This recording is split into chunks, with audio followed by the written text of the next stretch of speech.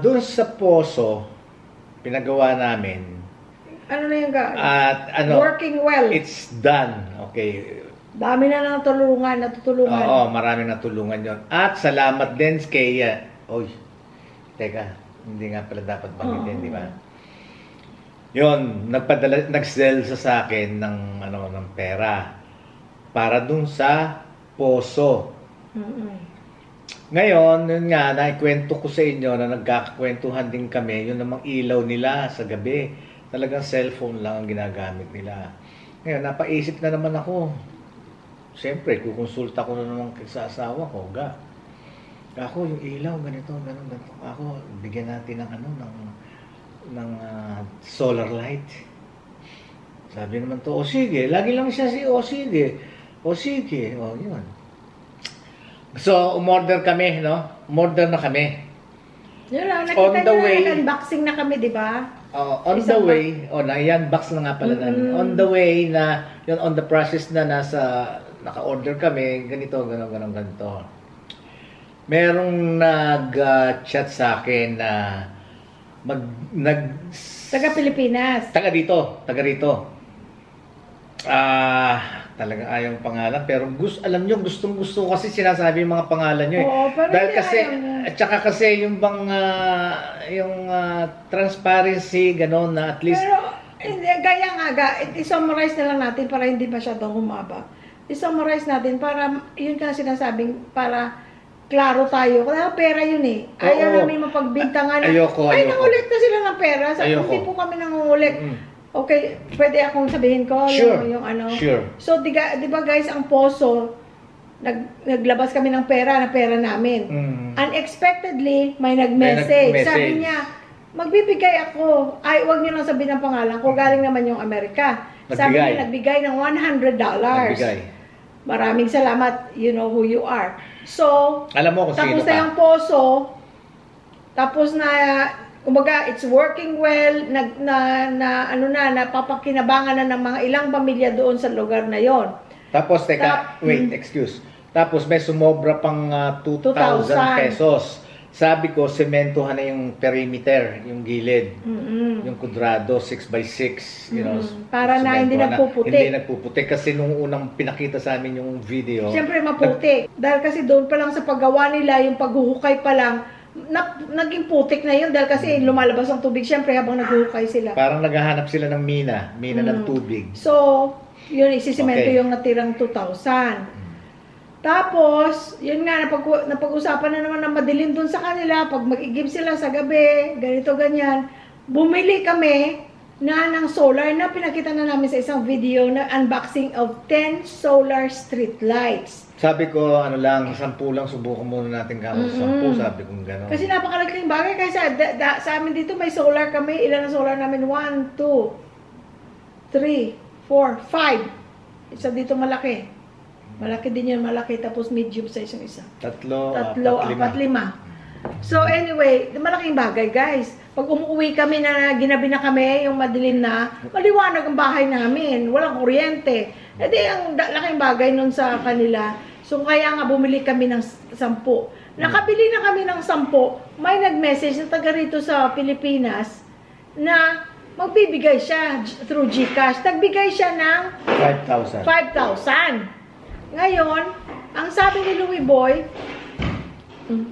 tingnan mo busog, tingnan mo si busog, ang ingay na oh. Naglalaro na siya. 5,000. So sabi na, kinausap siya ni Louie Boy, nagtawagan sila sa messenger. Oo, tinawagan ko dahil kasi, yun nga, yun nga kasi, tapos na kasi yung solar, nabili na namin eh.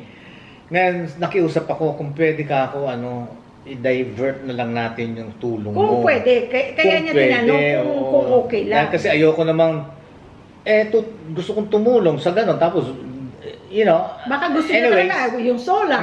Anyways, parang humingi lang ako ng rin niya. Sabi ko, kung pwede lang ka ako, i-divert natin.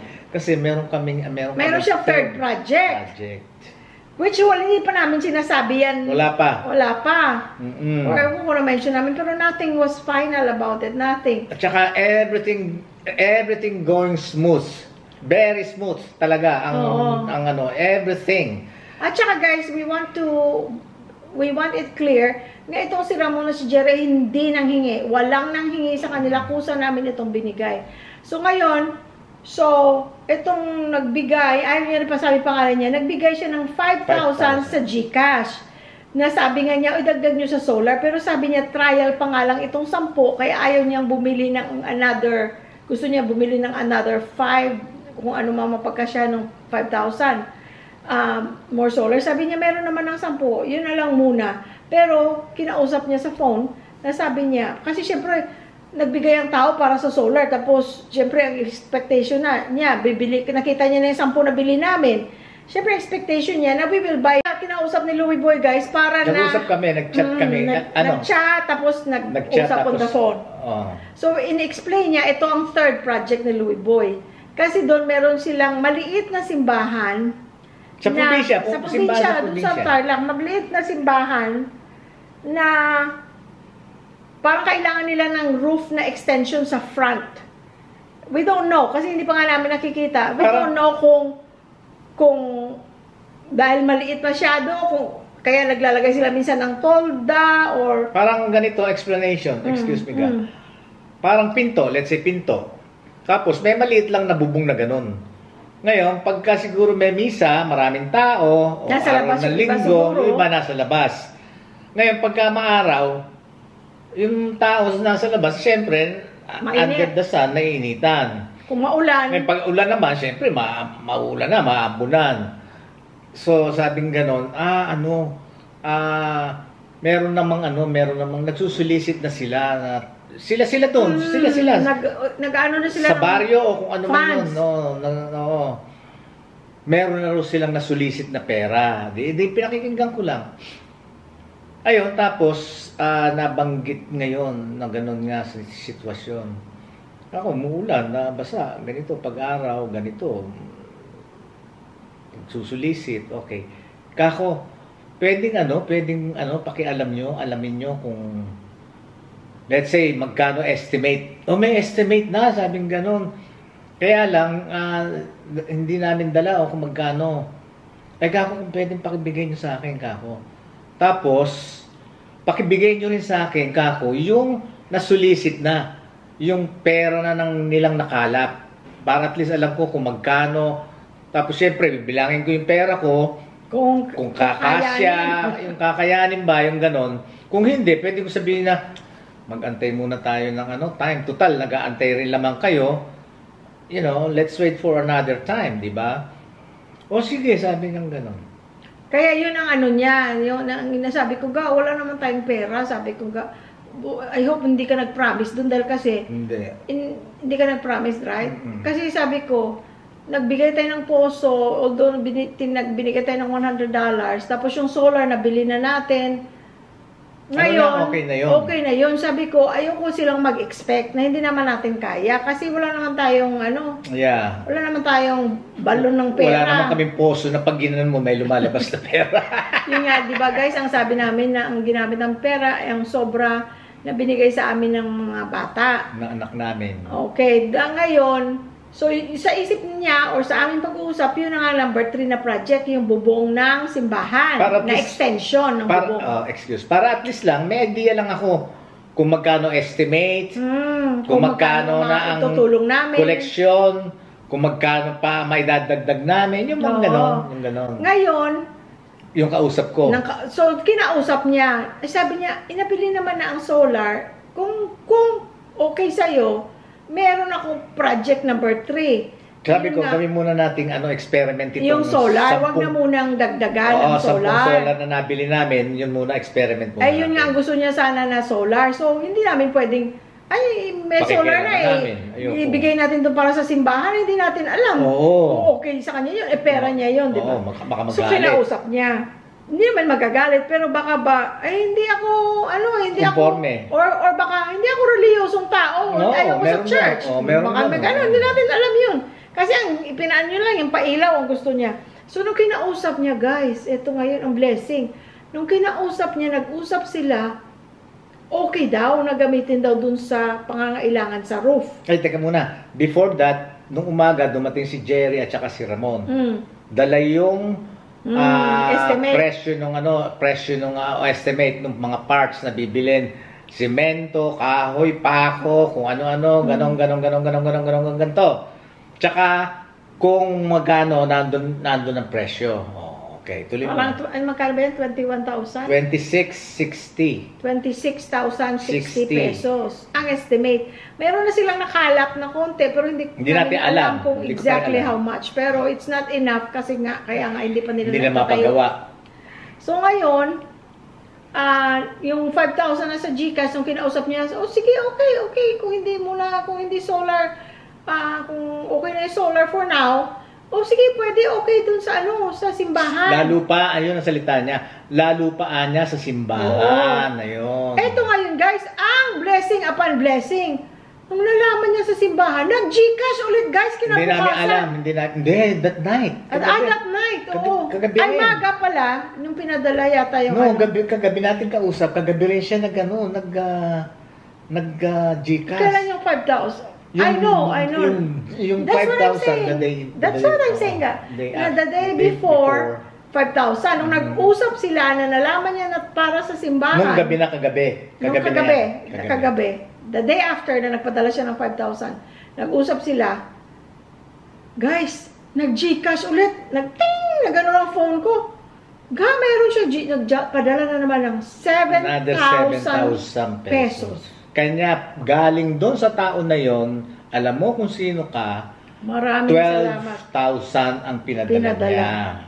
Oo. Thank you so much. Tapos, sasabihin ko na lang sa isip ko yung pangalan mo. Thank you so much. Thank you, Lord. At saka guys, kasi guys, syempre makalimutin na tayo, mga pangalan, petsa, amount. Nakalista yan guys. Meron akong notebook nakalagay, ang title or sa cover nakalagay, YT to PI. YouTube to PI. YouTube para sa Pilipinas. Yun ang mga Baso Heroes pa noon. Lahat ang pangalan, petsa, magkano pinadala, how it was sent, like ang Zelle. Minsan isi-Zelle sa kanya, minsan sa akin. So nakalagay din doon para hindi ako magharap. Nasaan itong perang ito? Zelle. Ano yung black and white yun? Zelle to Louis Boy, Zelle to me. Kung GCash, isa lang GCash account namin. So GCash, petsa, amount, nakalagay yung lahat guys para hindi tayo maligaw. Hindi tayo pwedeng maging dishonest. Hindi tayo pwedeng maging makalimutin sa mga ganong bagay dahil kasi pera. Pinaghirapan niya ng mga nagbigay. Lalo pa yan, pera, kailangan talaga niya accounting. Ako, mga anak ko sa kanya, basta nagbigay ako ng pera, ayan. Let's say 10,000. Bibilangin ko muna yun, 10,000. 10,000. Bilangin mo. Nakita ko na. Bibilangin ko pa, nakita ko na. No. Sabi ko, nakikita ko habang nagbibilang, binibilang ko rin, tama na yan. No, bilangin mo. Kahit mga bata bilangin mo. Count it again. Bibilangin niya may sarili niya. So tama. Okay, good. Kasi, there are times na nakalimot, nagkamali. Without knowing, okay? Ako, nagkamali ako ng bilang. Binigay ko sa kanya, kung mo asawa niya ako, tatanggapin na lang niya, di ba? Tapos, pag ngayon mamimili na siya, tapos alam niya, meron siya expected na 10,000, kung 10,000, pagbilang niya, kulang. Silangga naman, nagbigay daw ng 10,000, pero 9,000 lang pala binigay sa akin. Ganon din sa mga bata, sinasabi ko, once na inabot nyo ang pera, pabilang nyo, bago kayo separate ways, bilangin nyo. Kahit asawa ko yan, ganyan. Kasi, yun nga, nangyayari kasi yun nangyayari kasi na, yung nagkamali ako. Wala namang perfecto, di ba? At least, kung magkamali ako, doon pa lang sa umpisa, alam ko na nagkamali kami. Pero yung lalo na sa ibang tao, pag-iisipan pa ngayon ako ng masama, si Boyo, nagbigay ng ganito, pero kulang. Di ba? Yung bang ganon, ako hindi, kaya sabi ko, at saka kung tandaan nyo, yung sulat, binabasa. Ang pera, binibilang. Yun ang sinasabi ko sa kanila. At saka guys, sinabi na namin to sa previous vlog, but we want to reiterate again, na hindi kami nagsusolicit, hindi kami nanghihingi, hindi kami nagmamakaawa na magpadala kayo. Kasi kung pwede lang na hindi naman kami magtutulong kung hindi namin kakayanin. Ibig sabihin, Yung kaya lang Example, namin. Sa poso. Yun lang kaya namin. Oh, kaya ba natin tuga? Kaya ba mayroon ba tayong funds para dito? Napadala yung anak namin. Pareho kami nag-agree. No, sige, pwede tayong tumulong.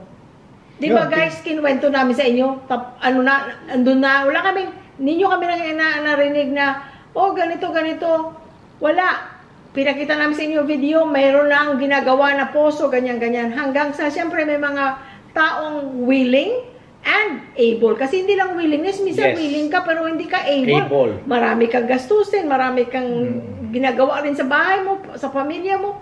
Kaya, ang willingness and being able. So ngayon Yes. may mga taong willing and able, tumulong sila. Hindi naman namin pwedeng i-refuse o i-decline yung mga tulong kasi blessing yan eh.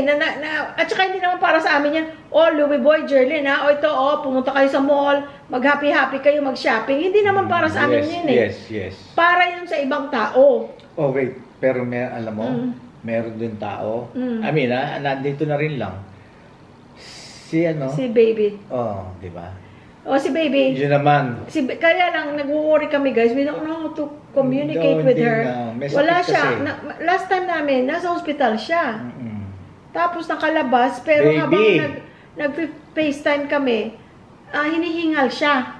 So kaya kami nag-worry. Hindi naman namin alam kung paano siya i-contact. Wala kaming know-how sa asawa niya o ano. Wala kami, siya lang naman ang kakausap namin. Siya lang kumakontak sa akin. Hindi, kumakontak din ako sa kanya. Noon sa nga. Facebook. Through sa Messenger. Facebook. Hindi na nga siya sumasagot.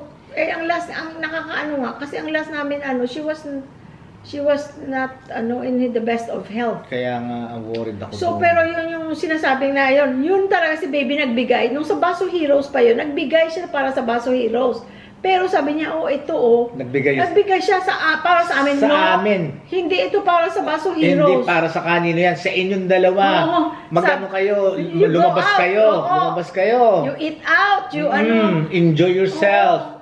Oh my God. Yung binigay niya sa amin, nag-grocery kami, kumain kami sa labas. Pinakita namin. At saka sinabi sa amin sa kanya, nag-grocery kami, may binili ka pa, bumili ako ng something for myself.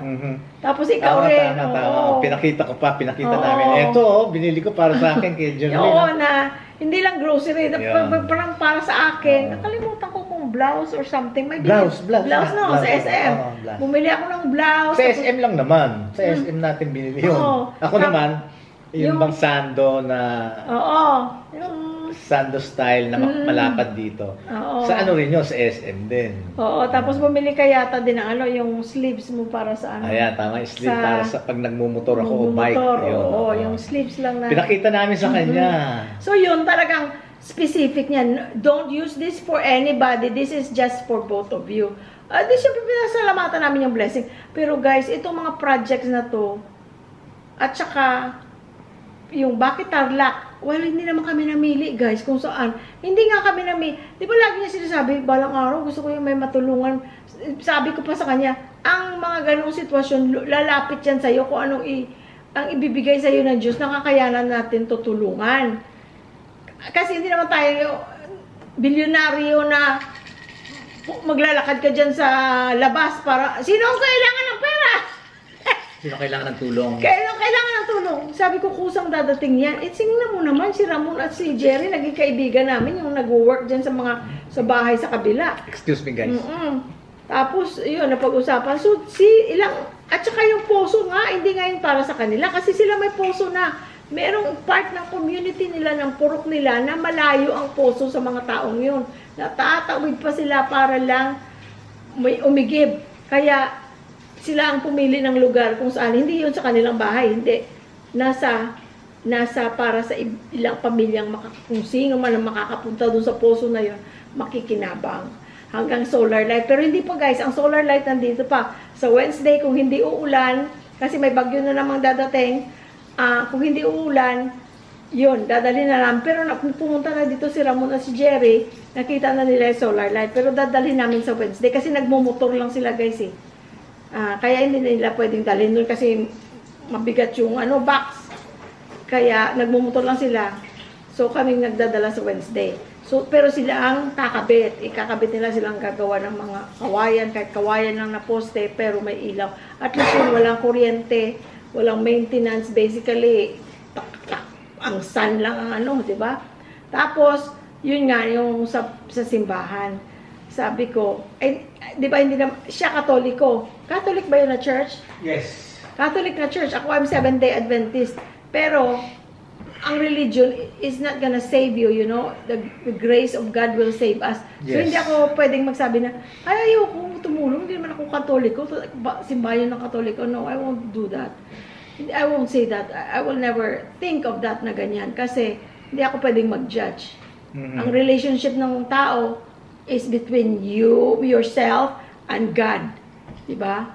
Yung simbahan mo, yung religion mo, hindi makakasave sa'yo. Kahit na nandun ka pa every linggo, andun ka every misa, hindi yan makakasave sa'yo. It's the grace of God ang makakasave sa atin. Yes. So anyway, yun nga yung pangatlo niya. Pero yun lang, gusto ko lang malaman nyo guys, hindi po kami nanghihingi. Never kami manghihingi.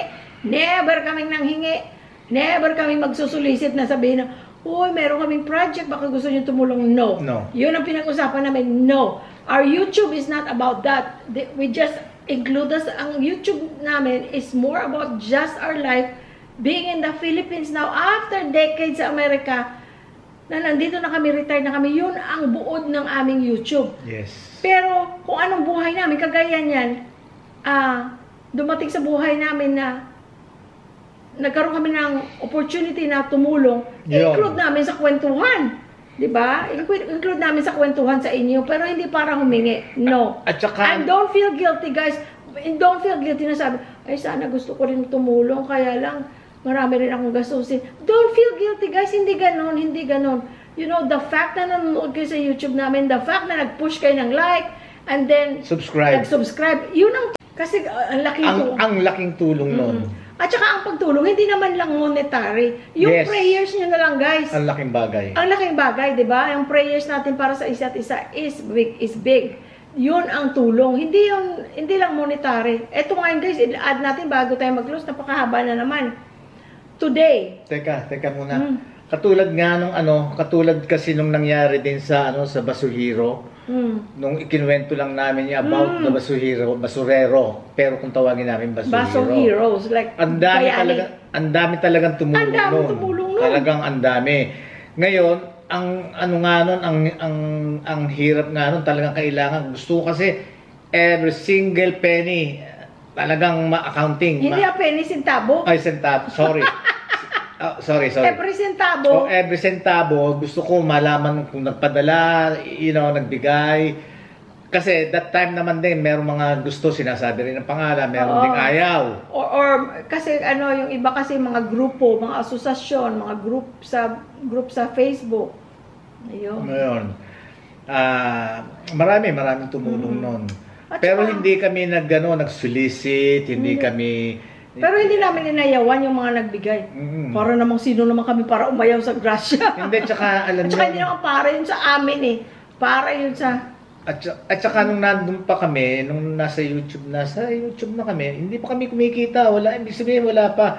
Kaya sinasabi namin hanggang ngayon, pagka yung gusto nyo magka-YouTube dahil gusto nyo gawing hanap buhay or bread and butter, huwag kayo mag-YouTube. Gawin nyo dahil gusto nyo. Gawin nyo, oo. Dahil kasi, kung aasa kayo sa YouTube, katulad ng halimbawa nyo, maliit kayo, ang tagal bago kayo. Pero time will come, or unless, biglang nag-viral. Oo. Which din, kaya lang kami, alam mo kailan niya mangyayari. Kaya nga nung nandun kami, bago kami uwi dito, tanungan kami, ano ba yung YouTube natin? Itutuloy pa ba natin? Ganon. Tinatanong na, pinag-usapan namin yun. Ikaw, anong sa palagay mo? Na-enjoy mo ba? O gusto mong ituloy natin? Para lang kasi nakakalibang. Wala kaming kinikita nun. Piso-piso. Nakakalibang. Sabing gano'n. Yun lang, kanya namin tinuloy ang YouTube. Yun. At saka yung pinag-usapan namin, kasi sabi ko, kung nasa Pilipinas na tayo, ang magiging content natin is our life in the Philippines as retired. Ngayon, may manood good. Kung wala, memories natin yan.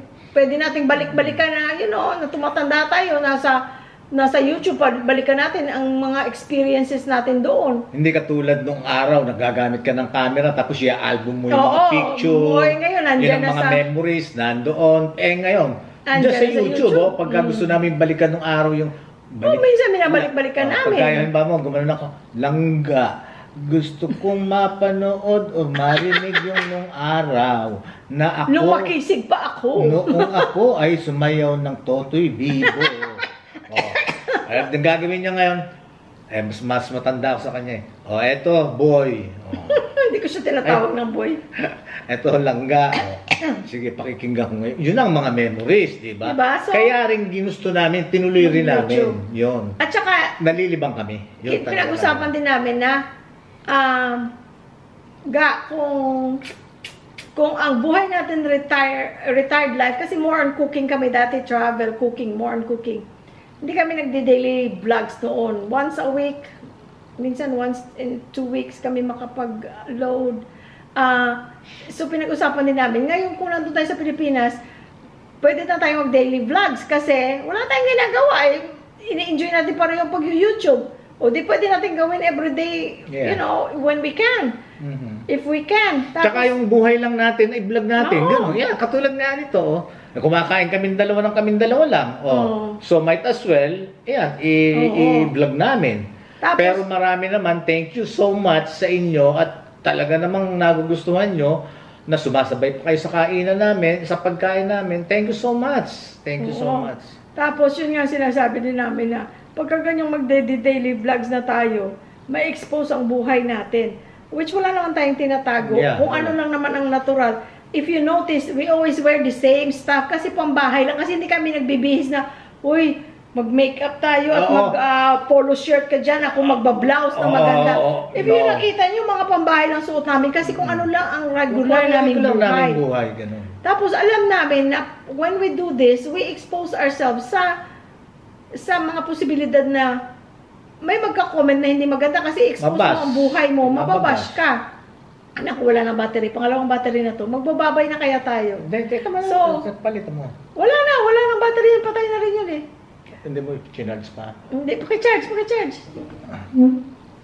So, ayun guys. So, yun lang ang gusto naming malaman nyo ha, na money-wise, sabi ko nga sa mga bata, kasi lagi natin, kanina tumawag si JR, are you guys okay, mom, dad? Yes, we are okay, anak. We are okay. Don't worry about us. Just worry about yourself. Make sure na okay kayo. Kasi kami ni daddy, we are okay.